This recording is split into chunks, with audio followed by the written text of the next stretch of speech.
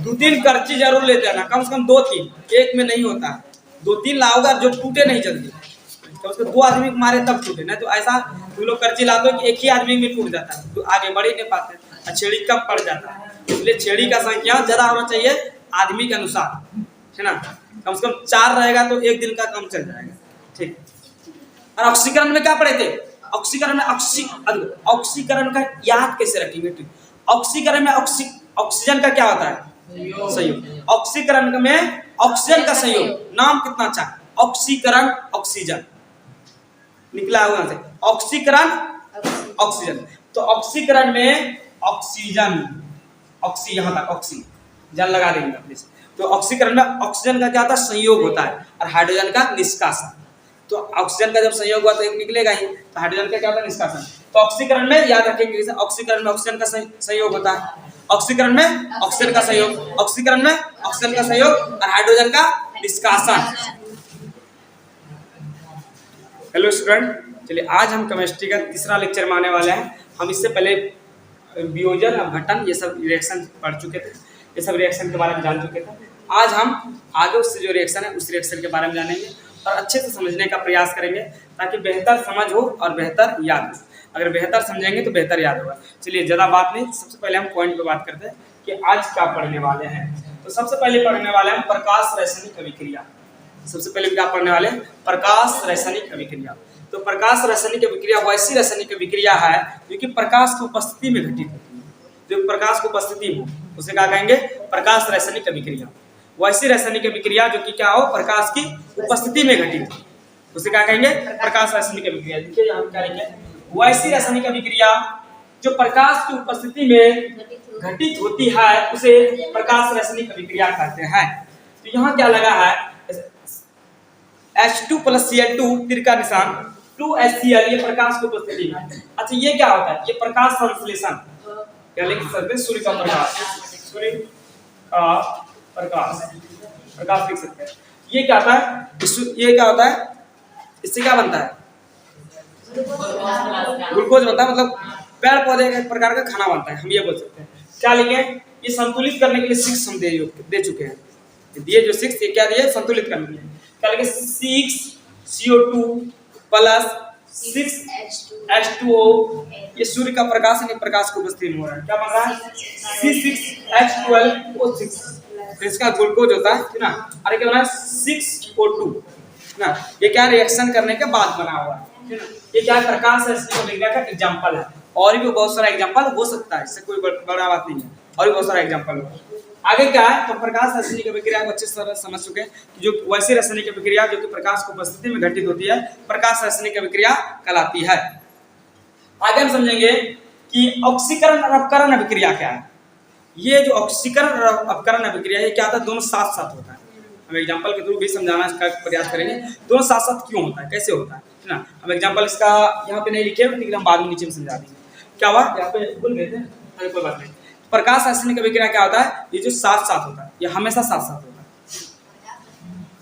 Sorry, ऑक्सीकरण और अपकरण अभिक्रिया, अपकरण और ऑक्सीकरण और अपकरण अभिक्रिया जो होता है ये क्या होता है? हमेशा साथ साथ होता है। अच्छा, खरीद और बिक्री जो होता है वो हमेशा साथ साथ होता है, इसमें कोई डाउट? उसी प्रकार ये है, खरीद और बिक्री क्या होगा? हमेशा साथ साथ। अगर हम खरीदे तो कोई बेचा है, उसी प्रकार ऑक्सीकरण अपकरण अभिक्रिया जो होता है वो क्या होता है? वो साथ साथ होता है। समझ में आया? कैसे? एक एग्जांपल के नीचे और हम बताएंगे, केमिस्ट्री का भाषा में बताएंगे, लेकिन पहले हम अपने की भाषा में बताएं कि खरीद और बिक्री जिस तरह हमेशा साथ साथ होता है, उसी प्रकार ऑक्सीकरण और अपकरण अभिक्रिया जो होता है हमेशा क्या होता है? साथ साथ। इसको दूसरा नाम इसको बुलाता है रेडॉक्स अभिक्रिया भी बुलाता है। इसको क्या बुलाता है? दूसरा नाम रेडॉक्स अभिक्रिया भी बुलाता है। हम क्या लिख चुके हैं? ऑक्सीकरण एवं अपकरण अभिक्रिया एक विशेष प्रकार की रासायनिक अभिक्रिया है जो सदैव हमेशा साथ साथ होती है। ये रेडॉक्स अभिक्रिया भी कहलाती है। इसका दूसरा नाम क्या है? रेडॉक्स अभिक्रिया। तो ऑक्सीकरण और अपकरण अभिक्रिया को दूसरा नाम क्या बोल सकते हैं? रेडॉक्स अभिक्रिया। ये हमेशा क्या होता है? साथ साथ होता है। पहले हम समझाते हैं ये दोनों, फिर उस पर जाएंगे। अब सबसे पहले समझेंगे कि ऑक्सीकरण अभिक्रिया क्या है, उसके बाद समझेंगे अपकरण अभिक्रिया क्या है। अब फिर समझेंगे दोनों साथ में क्यों होता है, कैसे होता है, वो दोनों चीज समझ में आ जाएगा। सबसे पहले हम समझते हैं ऑक्सीकरण अभिक्रिया क्या है। इसको पहले हम पढ़ के बता देते हैं कैसे क्या हो, लिखिए हम क्या। ऑक्सीकरण वैसी रासायनिक अभिक्रिया है जिसमें किसी तत्व या यौगिक से ऑक्सीजन का संयोग, यानी ऑक्सीजन आ जाता है, ऑक्सीजन का संयोग होता है, या किसी यौगिक से हाइड्रोजन का निष्कासन, या तो ऑक्सीजन का संयोग होता है या तो हाइड्रोजन का निष्कासन होता है ना। यहाँ देखते हैं क्या क्या है, ऑक्सीजन का संयोग हुआ किसके साथ, कार्बन के साथ, ये मिला हुआ तब क्या बना है, CO2 बना है, carbon monoxide, carbon dioxide, CO2 है ना, कार्बन डाइऑक्साइड, सिर्फ ओ रहता था मोनो बोलते हैं। क्या बना, C के साथ क्या ओ रिएक्शन क्या है, यानी ओ संयोग क्या बना है, कार्बन डाइऑक्साइड बना है। ये क्या ऑक्सीजन का इसमें क्या हो रहा है, संयोग हो रहा है, ऑक्सीजन का क्या हो रहा है इसमें, संयोग हो रहा है, ऑक्सीजन इसमें मिलकर रिएक्शन कर रहा है, संयोग हो रहा है।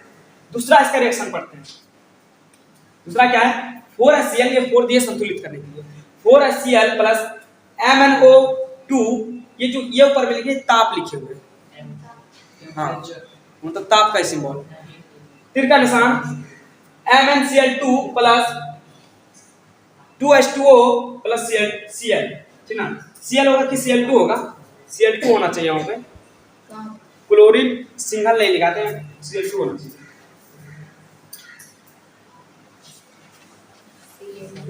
Cl2 ही होना चाहिए वहां पे, कंफर्म Cl2 होना चाहिए ना, कभी Cl का भी सिंगल नहीं लिखाते Cl2, ठीक है, कोई दिक्कत तो वहां पे सुधार लेना है।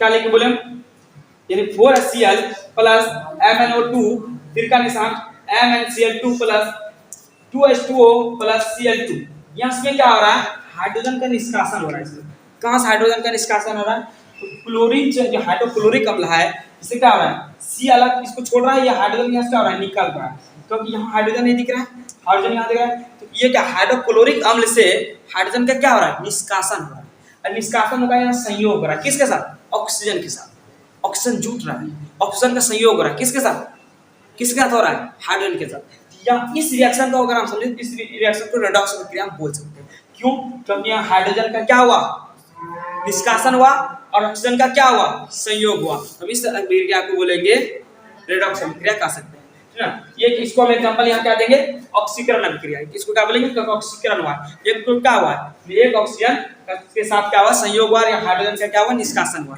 इसमें हाइड्रोजन का क्या बोल सकते हैं हम, निष्कासन हुआ, ऊपर में क्या ऑक्सीजन का संयोग हुआ, नीचे में क्या बोले, हाइड्रोजन का निष्कासन हुआ, यहाँ से हाइड्रोजन निकल गया है, कोई दिक्कत, नीचे दिख रहा है। अब नीचे हम समझते हैं अपकरण अभिक्रिया, यहाँ दिख रहा है ना, अपकरण अभिक्रिया, तो हम क्या बोलेंगे, अपकरण अभिक्रिया जो होता है वो ऑक्सीकरण का जस्ट विपरीत होता है,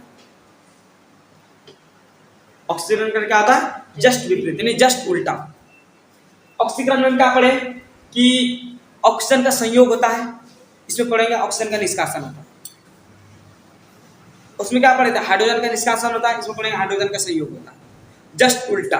तो देखते हैं, अपकरण वैसी रासायनिक अभिक्रिया है जिसमें किसी तत्व, यहाँ किसी भी ऊपर में किसी तत्व या यौगिक के साथ हाइड्रोजन का संयोग, यह क्या बोला हम, जस्ट क्या बोला, हाइड्रोजन का क्या हो रहा है, संयोग हो रहा है, यानी हाइड्रोजन जुट रहा है, हाइड्रोजन का संयोग, या किसी यौगिक से ऑक्सीजन का निष्कासन, या तो हाइड्रोजन का क्या हो रहा है, संयोग हो रहा है, या ऑक्सीजन का निष्कासन हो रहा है, उल्टा, जस्ट ऑक्सीकरण का जस्ट उल्टा क्या है, अपकरण है, ऑक्सीकरण का जस्ट उल्टा क्या है, अपकरण है, जिस तरह खरीद का उल्टा क्या है, बिक्री है, उसी प्रकार ऑक्सीकरण का उल्टा क्या है, अपकरण है, ठीक। तो हम क्या बोले कि ऑक्सीकरण वैसी रासायनिक अभिक्रिया है जिसमें क्या बोले, हाइड्रोजन का संयोग हो रहा है और ऑक्सीजन का क्या हो रहा है, और निष्कासन हो रहा है। यहाँ देखते हैं, ये देखिए हाइड्रोजन का यहाँ संयोग हो गया, हाइड्रोजन इसके साथ जुड़ गया, ठीक। हम यहाँ भी हाइड्रोजन जुड़ा हुआ है, हाइड्रोजन का संयोग हुआ, नीचे वाला में, नीचे वाला में नहीं दिख रहा है, तो हम 1 मिनट थोड़ा सा कैमरा नीचे कर देते हैं। हाँ, क्या हुआ यहाँ, या इसके साथ हाइड्रोजन का संयोग हुआ, यहाँ भी हाइड्रोजन का संयोग हुआ, लेकिन यहाँ CuO दिख रहा है, CuO प्लस H2 का निशान, यहाँ क्या हुआ, ऑक्सीजन का निष्कासन हुआ, क्योंकि O यहाँ निकला हुआ है, कॉपर ऑक्साइड से Cu है ना, कॉपर, यहाँ क्या ये Cu को छोड़ के O क्या हुआ है, निकल गया है, क्यूप्रिक इसको बुलाता है, क्यूप्रिक ऑक्साइड भी बुलाता है इसको ना, तो O क्या होता है, यहाँ से निकल चुका है, तो O का क्या हुआ, यहाँ निष्कासन हुआ है, O मतलब ऑक्सीजन, ऑक्सीजन का क्या हुआ, यहाँ से निष्कासन हुआ है, तो यहाँ से क्या हुआ, निष्कासन, इसमें यही परिभाषा है कि ऑक्सीजन का निष्कासन हो जाए और हाइड्रोजन का संयोग हो जाए, अपकरण अभिक्रिया। और ऑक्सीकरण में क्या पढ़े थे, ऑक्सीकरण में ऑक्सीकरण का याद कैसे रखेंगे, ऑक्सीकरण में ऑक्सीजन का क्या होता है, संयोग, ऑक्सीकरण में ऑक्सीजन का संयोग, नाम कितना अच्छा ऑक्सीकरण ऑक्सीजन निकला हुआ से ऑक्सीकरण ऑक्सीजन। तो ऑक्सीकरण में ऑक्सीजन ऑक्सी यहाँ तक ऑक्सीजन लगा देंगे प्लीज। तो ऑक्सीकरण में ऑक्सीजन का क्या होता है संयोग होता है और हाइड्रोजन का निष्कासन। तो ऑक्सीजन का जब संयोग हुआ तो एक निकलेगा ही, तो हाइड्रोजन का क्या होता है निष्कासन। तो ऑक्सीकरण में याद रखेंगे जैसे ऑक्सीकरण में ऑक्सीजन का संयोग होता है, ऑक्सीकरण में ऑक्सीजन का संयोग, ऑक्सीकरण में ऑक्सीजन का संयोग और हाइड्रोजन का निष्कासन, हाइड्रोजन का निष्कासन। अब अपकरण आया जस्ट उसका उल्टा, याद क्या रखेंगे ऑक्सीकरण का जस्ट उल्टा अपकरण, ऑक्सीकरण का जस्ट उल्टा अपकरण। तो ऑक्सीकरण में क्या होता था ऑक्सीजन का क्या होता था संयोग होता था और हाइड्रोजन का निष्कासन होता था। इसमें विपरीत हाइड्रोजन का क्या होगा संयोग और ऑक्सीजन का क्या होगा निष्कासन, ठीक ना। तो हम क्या समझे ऑक्सीकरण में क्या होता है ऑक्सीजन का संयोग होता है और हाइड्रोजन का निष्कासन होता है, ठीक ना। हाइड्रोजन का क्या होता है निष्कासन। ऑक्सीकरण का जस्ट क्या है उल्टा अपकरण, ऑक्सीकरण का उल्टा जस्ट क्या है अपकरण। अपकरण में क्या होता है हाइड्रोजन का संयोग और ऑक्सीजन का निष्कासन। अच्छा ऑक्सीकरण में क्या होता है ऑक्सीजन का संयोग हाइड्रोजन का निष्कासन। दोनों पर ऐसा याद हो गया। दोनों का कम से कम एक एग्जांपल तो जरूर याद रखना है, कम से कम एक। हम बता रहे 2 कर लो तो और अच्छा है, कम से कम एक तो जरूर करना है। अच्छा ऊपर में क्या प्रकाश रासायनिक अभिक्रिया, इसका तो सिंपल सा है जो कि प्रकाश की उपस्थिति में घटित होता है प्रकाश रासायनिक अभिक्रिया कहलाता है। उसके बाद क्या पढ़े ऑक्सीकरण अपकरण, ये ऐसा रासायनिक अभिक्रिया जो कि हमेशा क्या होता है साथ साथ होता है। इसको दूसरा नाम इसका क्या है रेडॉक्स अभिक्रिया, इसका दूसरा नाम क्या है रेडॉक्स। फिर ऑक्सीकरण में पढ़े फिर अपकरण पढ़े। ऑक्सीकरण में किसका संयोग होता है ऑक्सीजन का, ऑक्सीजन का। अच्छा अपकरण में किसका निष्कासन होता है ऑक्सीजन का। क्या अपकरण में किसका निष्कासन होता है ऑक्सीजन का निष्कासन।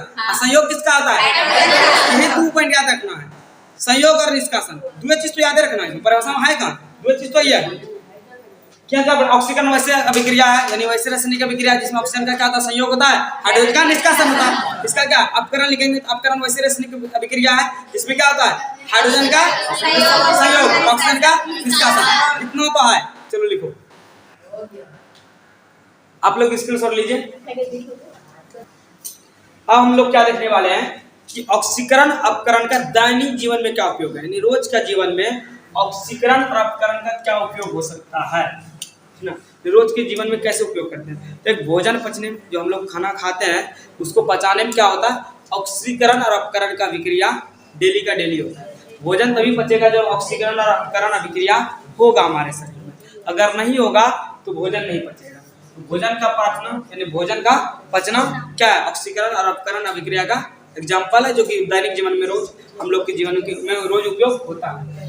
दूसरा क्या भोजन का दुर्गंधित होना। भोजन का दुर्गंधित कैसे होता है जब हम भोजन को ताजा भोजन का क्या होता है स्वाद प्रिय होता है, ठीक ना। ताजा मतलब ताजा बना एकदम से अंडा था आज मटन बना, ठीक ना, आज तो हाथ साफ कर करेंगे। या ट्यूशन कोई आ गया किसी घर में मटन बना हुआ है उसका ध्यान मटन पे ही रहता है कि अगर उसका भाई है छोटा है बड़ा वो सब जाते जाते वो न सुट्टा दे जल्दी छुट्टी दीजिए, ठीक ना। तो पहले खा कहता है और जिस दिन मटन होता है उस दिन जल्दी भूख लगता है।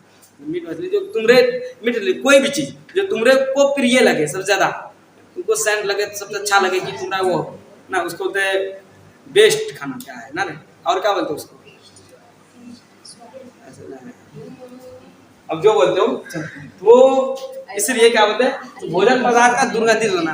अब मान लो भोजन पदार्थ 3 दिन हो गया रोटी धर लो बस यहाँ ना तो खा ले भूख लागलो तो की बोल 3 दिन होना अच्छा लगता है अभी नहीं लागलो ठीक। तो जब मतलब अगर बासी खाना दुर्गंधित भोजन हो जाए मतलब खराब भोजन हो जाए तो भूख लगा भी रहेगा तो बोलो नहीं खाबो अभी खावे वाला ठीक। तो क्या मतलब दुर्गंधित हुआ था भोजन कैसे होता जब हम उसको हवा में छोड़ देते हैं वायुमंडल में छोड़ते खुला तो ऑक्सीजन से क्या हो जाता है वो ऑक्सीकृत हो जाता है जिस कारण क्या था भोजन खराब हो जाता है दुर्गंधित हो जाता है यानी वो खराब सेंट करने लगता है। तो उसको क्या बोलते हैं भोजन का दुर्गंधित होना। जब हम उसको हवा में छोड़ देंगे खुला तो वो क्या हो जाएगा ऑक्सीजन से ऑक्सीकृत हो जाएगा। इसलिए उसको फ्रीज में रखा जाता है या तो ऐसा बर्तन में रखा था जिसमें हवा प्रवेश ना कर सके। हवा प्रवेश करने का तात्पर्य मेरा यह है कि ऑक्सीजन प्रवेश ना कर सके, हवा में ऑक्सीजन रखा ठीक है। तो इसलिए क्या फ्रिज व्रिज में रखा था ताकि उसमें क्या करे हवा प्रवेश ना कर सके और वो सुरक्षित रह सके लंबे समय के लिए। इसको दुर्गंधित होने से बचाता है ठीक। तो दुर्गंधित हुआ था तो ये भी क्या ऑक्सीकरण और अपकरण अभिक्रिया का एग्जाम्पल है यानी बोले सिंपल तो रेडॉक्स अभिक्रिया का एग्जाम्पल। आगे हम समझेंगे भोजन अभी दहन के लिए आवश्यक शर्त क्या क्या है कि कोई पदार्थ को जलाना है। अब मान लो कोई भी चीज को जलाना है, लकड़ी को जलाना है, किसी भी चीज को जलाना है, ठीक है। अब कोई भी पदार्थ जो जलने वाला होगा वही जलाएंगे।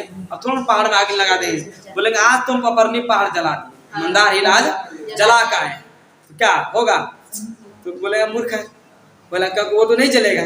बोलेंगे अरे हम तो जला दिया। बोलेगा सुनाओगे तो ना, कोई कहानी सुनाता है दोस्त में, तो फेंकेगा कितना, क्या रे तुम लोग नहीं कोई फेंकता है। हाँ, कोई बोलता है कि ऐसा किए वैसा किए, लेकिन रहता है उसमें सच्चाई 1% वही वाला, उस वाला सच्चाई बताते हैं। देखो दान के लिए आवश्यक शर्त क्या क्या है।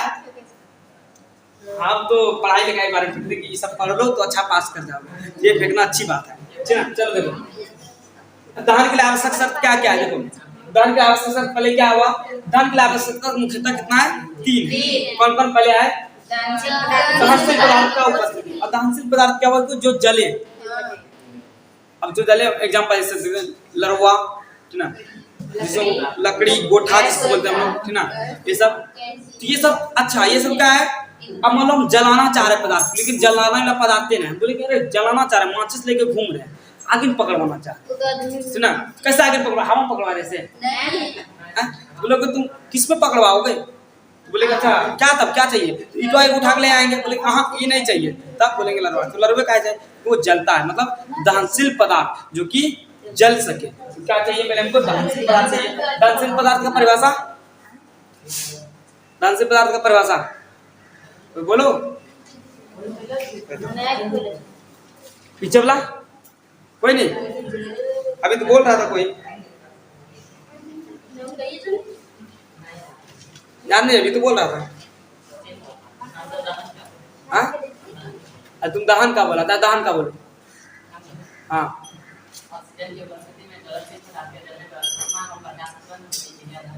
अच्छा,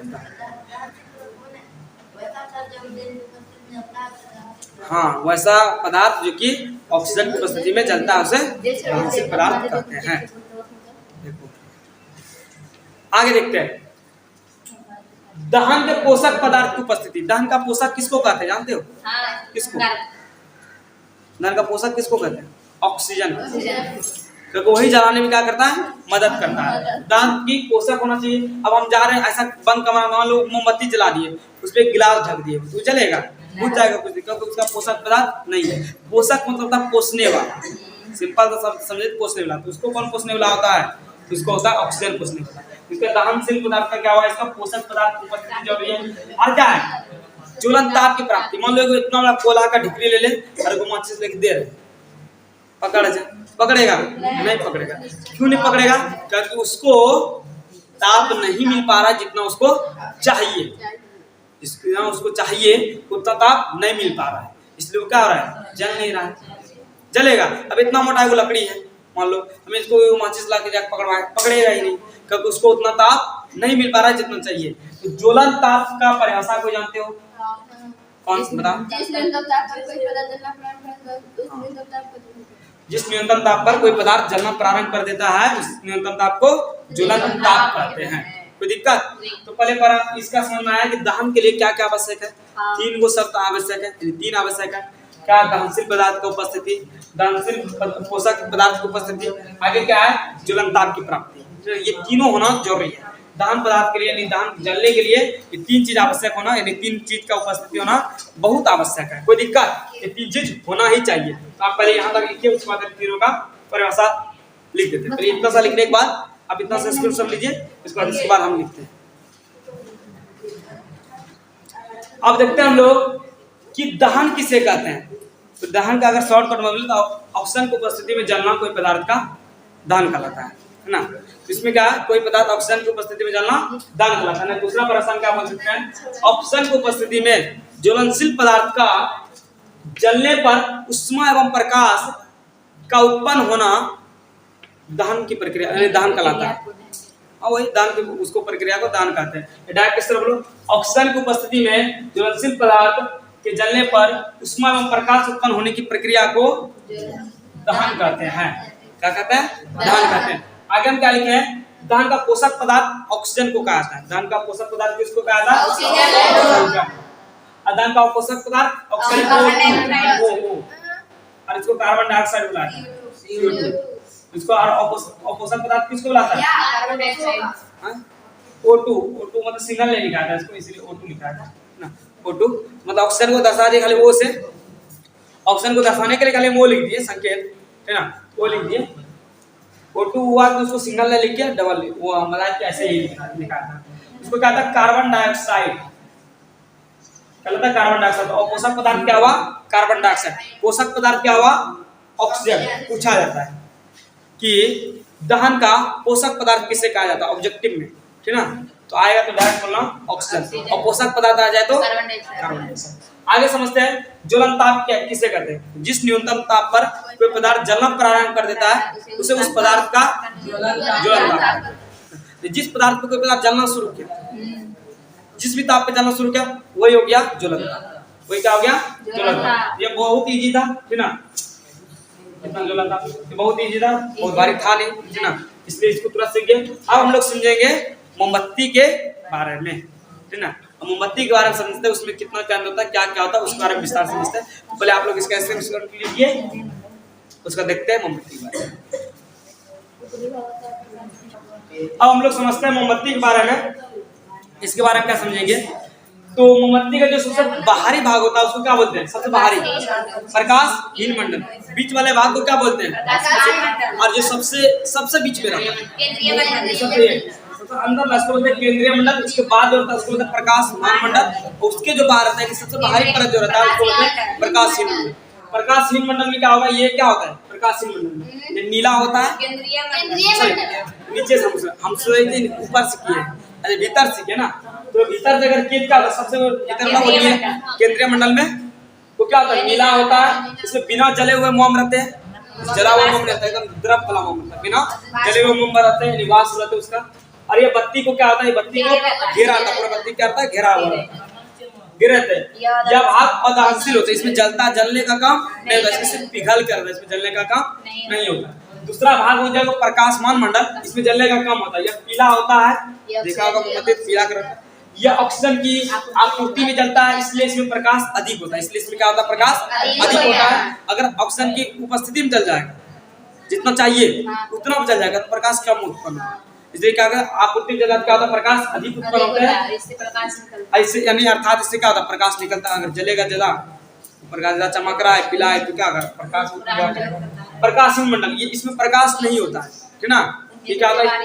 ये इसमें प्रकाश नहीं होता है। इसमें क्या लिखे? यह सबसे बाहरी भाग होते हैं, या ऑक्सीजन की पूर्ति में जलता है, इसलिए ज्वाला का सबसे गर्म भाग है। इसमें प्रकाश बहुत कम, तो ना के बराबर, इसलिए क्या? प्रकाशहीन। प्रकाशहीन का ही मतलब होगा कि इसमें प्रकाश ना के बराबर था, बहुत कम, है ना। प्रकाश केंद्रीय मंडल जो एकदम केंद्र में था। ये क्या था? केंद्रीय मंडल को किस कलर का? केंद्रीय मंडल किस कलर का? नीला कलर का। क्या नीला ना? अच्छा। सबसे बाहरी जो होता है वो प्रकाश उपस्थित करता है या नहीं करता है? नहीं। बीच वाला जो होता है वो कौन कलर का होता है? पीला। अच्छा, केंद्रीय मंडल में जलने का काम होता है? केंद्रीय मंडल नहीं, प्रकाशमान मंडल में ऑक्सीजन की उपस्थिति में, ऑक्सीजन की आपूर्ति में, उपस्थिति होता है, पूर्ति में या आपूर्ति में? अच्छा, सबसे गर्म भाग कौन सा होता है?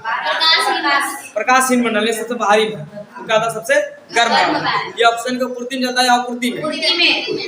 कोई दिक्कत? अच्छा, कोई बोलता है ऑक्सीजन का अणुसूत्र, ऑक्सीजन का तो वो होता ही ना, हम बोलते कि किसका? मोमबत्ती का अणुसूत्र बोलते हैं। C25H12 इसका अणुसूत्र है C25H12। ये मोमबत्ती का सूत्र है। इसको हाइड्रोकार्बन भी बुलाते हैं क्योंकि हाइड्रोजन और कार्बन है, इसलिए हाइड्रोकार्बन का ये भी एग्जांपल होता है। हाइड्रोकार्बन ये हाइड्रोजन और कार्बन का मिल के बना है। मोमबत्ती अगर किसका मिश्रण है तो हाइड्रोजन और कार्बन, इसी की तरह हाइड्रोजन और कार्बन, ठीक ना। ये हाइड्रोजन और कार्बन का बना हुआ है मिलके। किसका मिलके बना हुआ? हाइड्रोजन और कार्बन का, इसलिए इसको हाइड्रोकार्बन भी बोला जाता है। लेकिन इसका अणुसूत्र कितना होता है? C25H12। तो हाइड्रोजन इसमें कितना होता है? हम पूछ दे रहे हैं, किस तरह क्वेश्चन है, हम अणुसूत्र ना पूछ क्या पूछ दे कि मोमबत्ती में हाइड्रोजन की संख्या कितना और कार्बन की संख्या 25। ये भी पूछ सकते हैं, ठीक ना, ऐसा भी पूछ सकते हैं। पूछ दे कि मोमबत्ती में कार्बन और हाइड्रोजन का अनुपात कितना है? 25:52 कटेगा नहीं, 25:52, 25:52। ये भी पूछ सकते हैं क्वेश्चन को फंसाने के लिए कि कुछ भी दे सकते हैं, जिसमें क्वेश्चन मतलब एक क्वेश्चन बताया उससे कुछ भी उठा के दे सकते हैं। कभी कभी ये पूछ देंगे मोमबत्ती में हाइड्रोजन और कार्बन का अनुपात कितना है? 52:25। उल्टा पूछ रहे हैं, उल्टा बोलना पड़ेगा, है ना।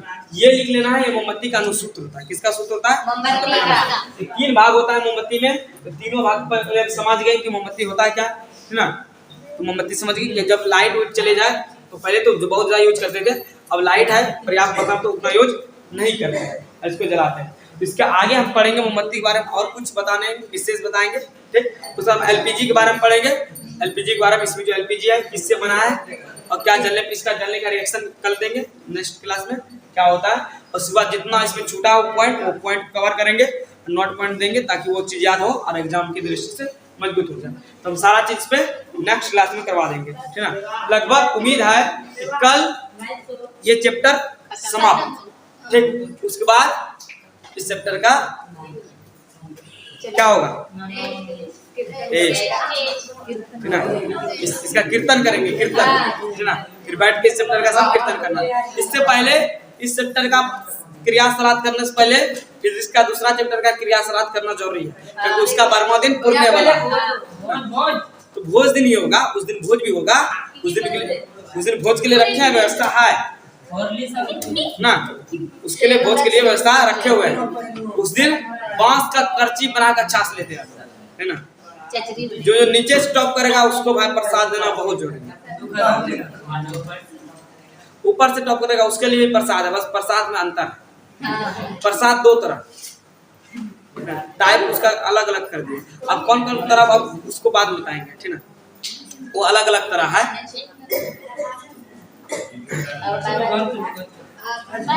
तो हाँ बाय बाय करने वाले हैं, ठीक। तो पहले इससे पहले बाय बाय करने से पहले पहले कुछ बताओ। अब क्या बताएगा जो कि हम बता चुके हैं। सबसे पहले बताएगा कौन, अब पूछना पड़ेगा हमको।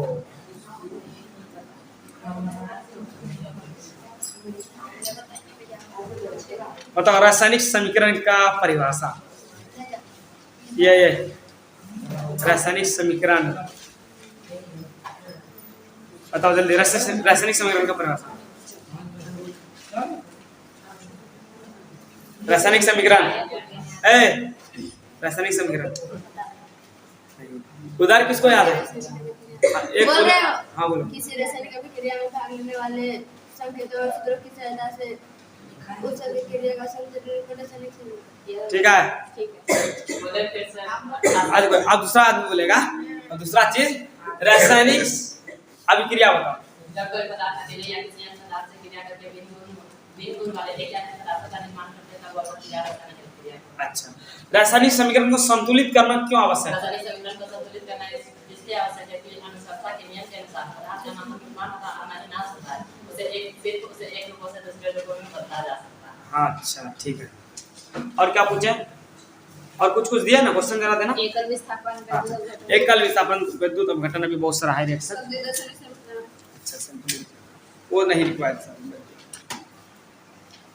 तो बताओ एकल विस्थापन अभिक्रिया तुम बताओ। हाँ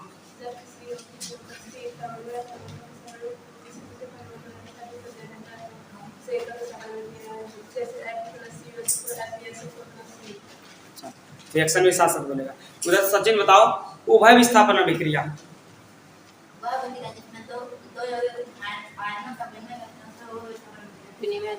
एग्जांपल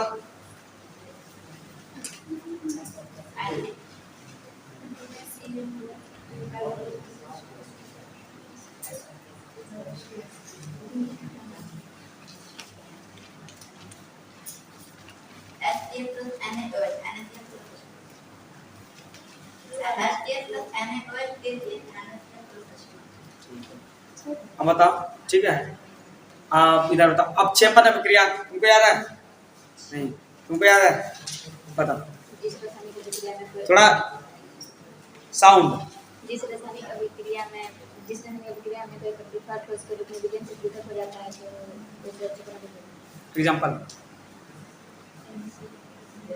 एग्जांपल हाँ, एग्जाम्पल याद रखना एक जब NaCl plus Ag है सब बोलना। हाँ बताओ। तो परिभाषा के साथ साथ एक एग्जाम्पल याद रखना बहुत जरूरी है। एग्जाम्पल याद नहीं रखोगे तो थोड़ा दिक्कत हो जाएगा। एग्जाम्पल तो याद रखना ही है। संयोजन या संश्लेषण अभिक्रिया तुम लोग नहीं थोड़ा ज्ञान नहीं क्या है मुन्ना तुम याद क्या है? संयोजन या संश्लेषण अभिक्रिया बताओ।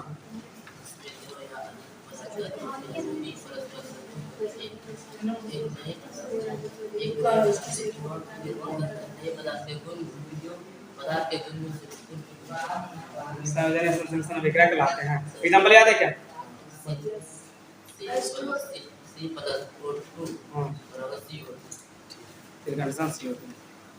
एक एग्जाम्पल याद रखना जरूरी है। नहीं तो याद नहीं क्या कोई क्या है? तुम ऑलराउंडर बनेगा तुम लोग के। तुम लोग को कंपटीशन बढ़वाने के लिए इसमें मिलवा दिए। इसमें आ गया अगर 9 लाख दो तो वो याद करेगा। मानव याद क्या है तुम? कान याद क्या है? मतलब लगेगा। प्रसाद ये सबका चाह रहा है। सन्नी तुम प्रसाद चाहिए तुमको बुझा रहा है। विष्णु तो भेज देंगे स्वर्ग यहाँ नहीं रखेंगे। विष्णु विष्णु ब्रह्मा शंकर ये सबको यहाँ नहीं रखेंगे नीचे में है ना। हम भी नीचे में रह के दिक्कत है। हम भी जाएंगे तुम्हें साथ नारायण करते करते।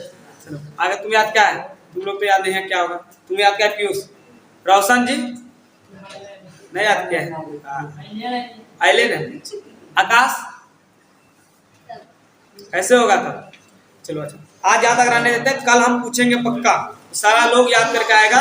और नहीं तो बेतराट है 2-3 कर्ची जरूर लेते हैं ना। कम से कम 2-3 एक में नहीं होता। 2-3 लाओगा जो टूटे नहीं जल्दी। तो उसको 2 आदमी को मारे तब टूटे। नहीं तो ऐसा तुम लोग कर्ची लाते हो कि एक ही आदमी में टूट जाता है तो आगे बढ़ ही नहीं पाते। और छेड़ी कम पड़ जाता है। इसलिए छेड़ी का संख्या ज्यादा होना चाहिए आदमी के अनुसार है ना। कम से कम 4 रहेगा तो एक दिन का काम चल जाएगा। ठीक एक दिन चल जाएगा 4 में 4 लाओगे तो एक दिन। चलिए मिलते हैं नेक्स्ट लेक्चर में। आज के लिए इतना ही। तो आप लोगों को नेक्स्ट लेक्चर में इससे आना है और अच्छे से पढ़ाई करके आना है ताकि समझ के सारा चीज़ हो जाए। और इससे पहले अगर आप लोग को वीडियो अच्छा लगे तो लाइक तो आप लाइक कीजिए। और साथ ही साथ अगर वीडियो कंटिन्यू आना चाहते हैं तो आपको वीडियो का पता चलते रहे तो सब्सक्राइब कीजिए। अगर आप फेसबुक पे देख रहे हैं चलिए मिलते हैं।